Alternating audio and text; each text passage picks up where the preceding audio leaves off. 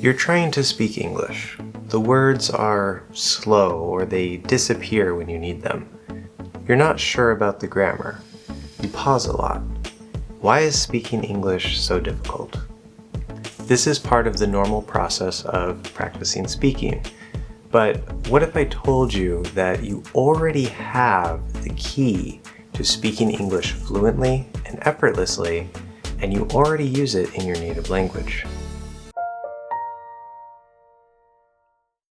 Hi, I'm Josh, your American English guide, and this is English Hacks Pronunciation, where I help you to sound more like a native and to understand natural speech better. What does chunk mean? Well, think about it like this. Let's say I have some bread, and I go and I take a piece of that bread. Okay, I just grab a handful. I can call that a chunk of bread.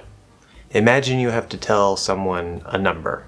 178405767373924. Without special training, the average person can't hold all of that information in memory, at least not as one piece. So we chunk it.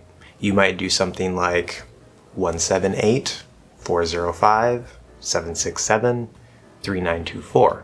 So when we apply this idea to languages, when we talk about thought chunks, basically we're talking about how your thoughts and ideas form into language in pieces of grouped words, not individual single words that are magically glued together with grammar.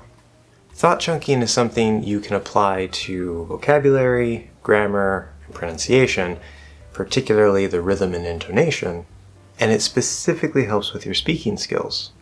Today we're focused on pronunciation, but we'll also talk a little bit about it in general so that you can get a better understanding of what it is and how it works. We don't communicate through individual words, and we don't communicate through grammar rules.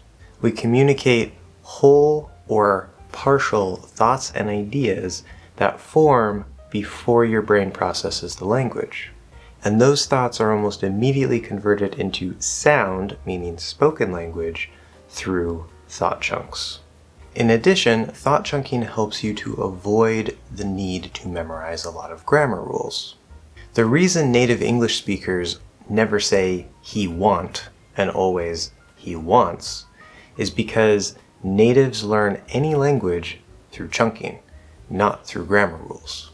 Now, if you're already at the intermediate level and you memorized a bunch of grammar rules already, number one, I'm sorry, but number two, this actually is probably more useful for you than for beginners.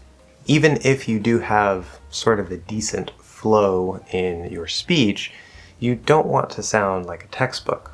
Just because something is grammatically correct and a native understands you doesn't mean it sounds natural.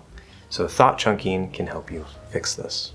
Specifically for pronunciation, rhythm is actually built into the chunks, and for intonation, the intonation is actually controlled by chunks plus purpose.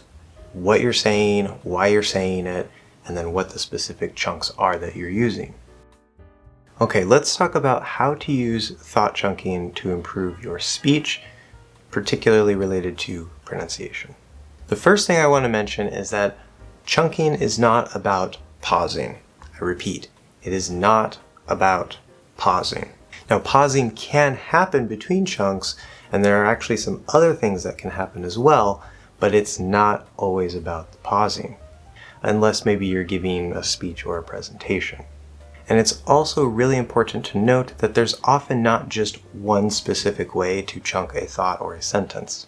But let's look at 4 things that you can do to improve your English pronunciation through chunking.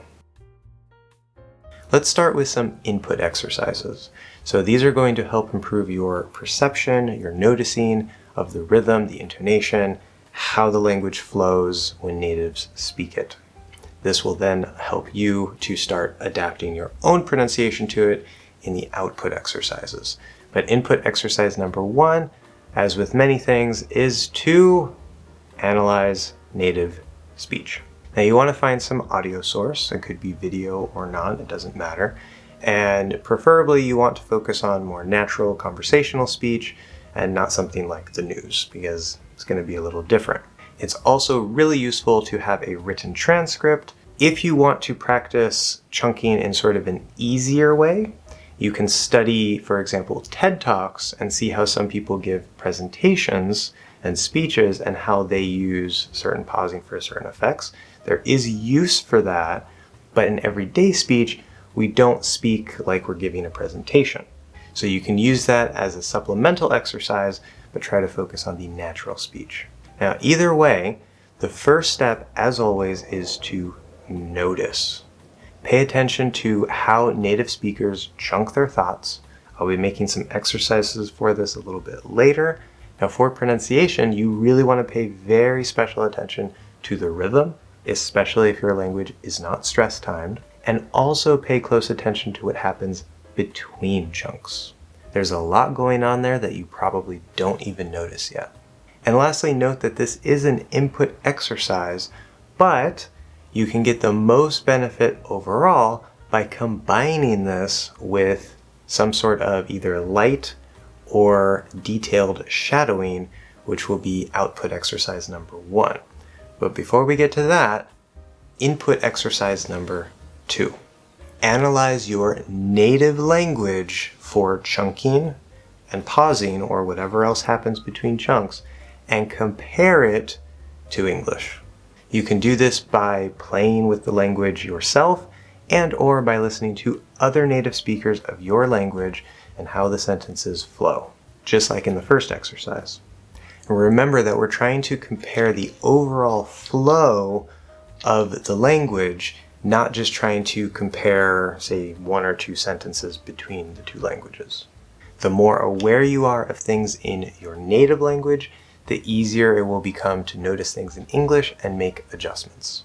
And like before, again, super important, when you compare your native language to English through this exercise, pay very close attention to the rhythm and especially what happens between the chunks. Now on to the output exercises. So we also have 2 exercises here, and the first one, it's shadowing. Now you do want to record yourself, but first, before you actually shadow the material that you're working with, just try to record yourself speaking the way you usually do for those sentences. Then record yourself trying to shadow the sentence or sentences, and notice what you're doing differently compared to the English native that you're listening to. After you've practiced a bit, go ahead and record yourself again without shadowing and see if there's any improvements. Paying very close attention to the little details like this is the key to mastering the rhythm and intonation. Exercise number 2. Give yourself a second. So when you're speaking, whether to yourself or to someone else, think for a second before saying what you want to say in order to practice this idea of chunking. Right? You want to start kind of forming the chunk first and then speak. This will give you a quick moment to process your thought, which is something that natives do too.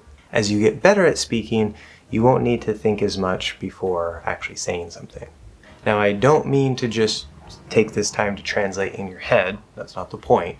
You want to try to get that thought chunked in English, which I know is easier said than done, but give yourself a second to get that chunk and then start going from there. And I do strongly recommend that you try to record yourself sometimes so that you can go back and analyze what you did and how you sound.